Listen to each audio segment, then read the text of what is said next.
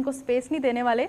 और इसके साथ कौन नहीं जानता तुफैल नियाज़ी को, उनके ग्रैंडसन अवैस नियाज़ी हमारे साथ मौजूद हैं। थोड़ा सा मैं इनका इंट्रो कराती चलूँ।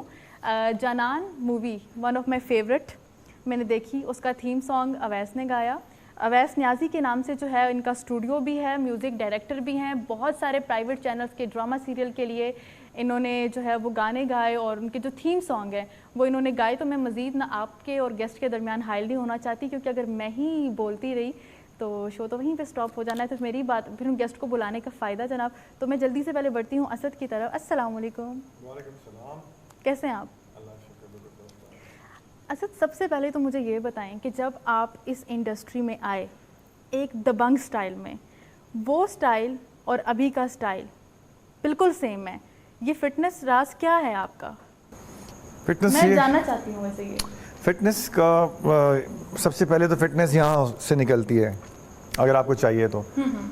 सारी दुनिया खाती है, सारी दुनिया सब काम करती है, लेकिन अपना ख्याल कम लोग रखते हैं।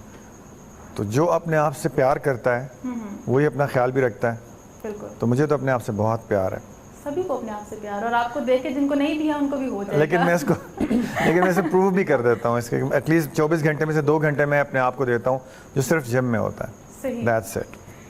अवैस, आप मुझे ये बताएं कि आपने मतलब जब मैंने आपका वो देखा सारी, जब मैं आपका जो आपने मुझे रिकॉर्ड भेजा, इस ड्रामे के लिए आपने गाया, इस मूवी के थीम सॉन्ग आपने परफॉर्म किए, तो इतने कम टाइम में माशाल्लाह माशाल्लाह इतनी ज़्यादा अचीवमेंट्स कैसे? अचीवमेंट्स होती हैं अल्लाह ताला की तरफ से, और ये ब्लेसिंग्स होती हैं कि आपको चूज़ किया जाता है उन चीज़ों के लिए। तो मेरे लिए मेरी पाकिस्तान एयरफोर्स के गाने और ISPR के लिए, या सिपाही मकबूल हुसैन के लिए गाना, या अवान सदर के लिए गाना, ये मेरे लिए मैं समझता हूँ कि ये ब्लेसिंग है।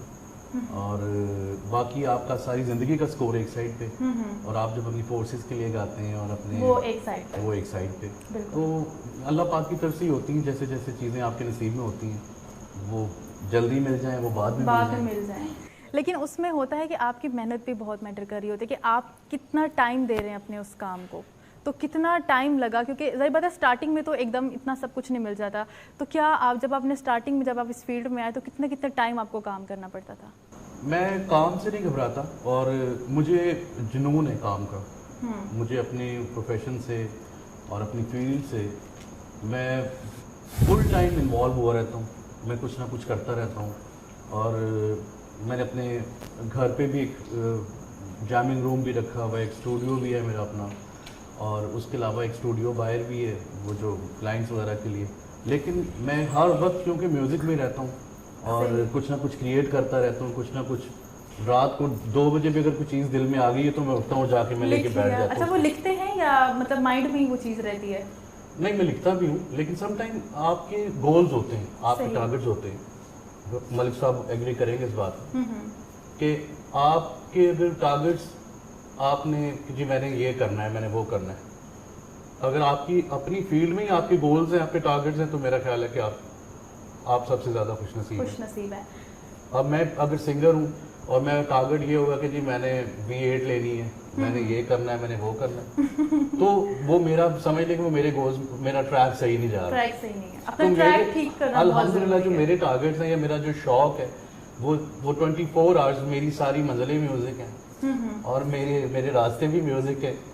और इंशाल्लाह अल्लाह ताला आपके तमाम इरादों में आपको कामयाब करे। मलिक साहब, आप मुझे ये बताएं, मेरे सुनने में ये आया है कि रिसर्च है, गलत भी हो सकती है, लेकिन आई डोंट थिंक सो कि ये गलत होगी, कि जब आपकी फ़र्स्ट जो मूवी थी जब वो आई तो उसके डायरेक्टर ने आपको बाइक चलाते हुए देखा और उसने आपको कास्ट किया। तो ये स्टोरी किस हद तक ठीक है और कैसे ये सब हुआ था? नहीं, ऐसा कुछ नहीं हुआ। बाइक चलाते समय उन्होंने बिल्कुल भी नहीं देखा था, किसी ने मुझे उनसे मिलवाया था ले जाके। तो उन्होंने, तो ये जो बाइक वाली स्टोरी है ये फ्लॉप है, ऐसा कुछ? हाँ, वो गलत है। एक मूवी में मैंने उन्होंने चाहिए था कि व्हीली मारनी है, तो हम शुरू से ही मोटरसाइकिलिस्ट, तो बल्कि बहुत, ये तो पुरानी बात है, 20-25 साल पहले, जब बाइक्स पे लोग व्हीली को पता ही नहीं होता था कि एक व्हील पे चलाना क्या होता है। तो तब हम वो ये काम करते थे। फिर हैवी बाइक्स पे भी सेम वही, फिर बाइसाइकिल से भी। अच्छा, स्टोरी हुई तो मोटरसाइकिल से ही? वो बाद में आ गई ना, सही। बाइक बाद में एंटर हुई। वो स्किल्स बाद में पता Skills चली बाद कि ये में काम पता भी चली इन्हीं कि से ये काम भी लेना हो है, ये सकता भी है। इन्हीं से ही लेना है। तो किसी से मिलवाया था, उन्होंने कहा कि जी ये स्टोरी है, उसमें हम सुल्तान राय साहब को लिया था, लेकिन राय साहब जो हैं वो अब हमें वो टाइम नहीं दे पा रहे हैं।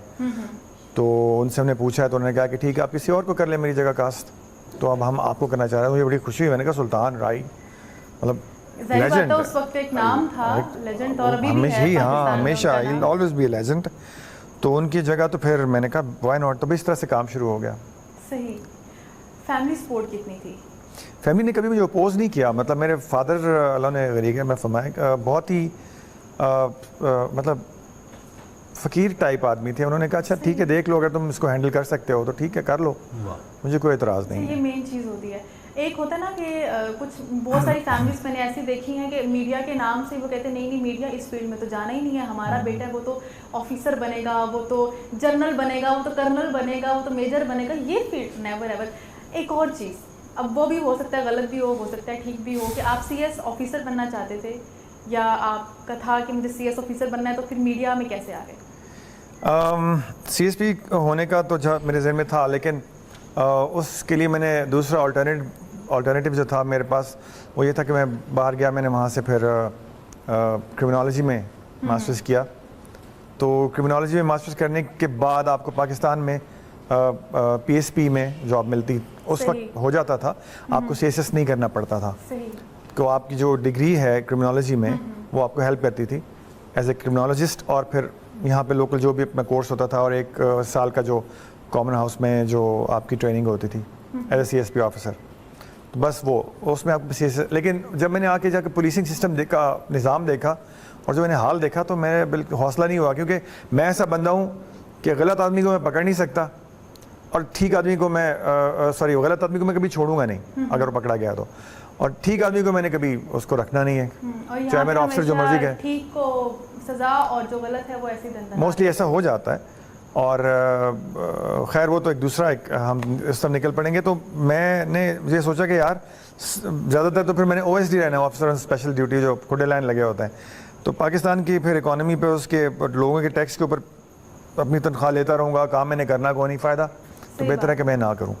अच्छा, दूसरी बात ये कि जब ये स्टडी का भी आपने जिक्र किया, तो what's about your PhD programme जो कि आप इस्लामिक रिसर्च पे PhD कर रहे थे, वो कहाँ तक पहुँचा? It's almost done. I think 2021 में फरवरी में डिफेंस है तो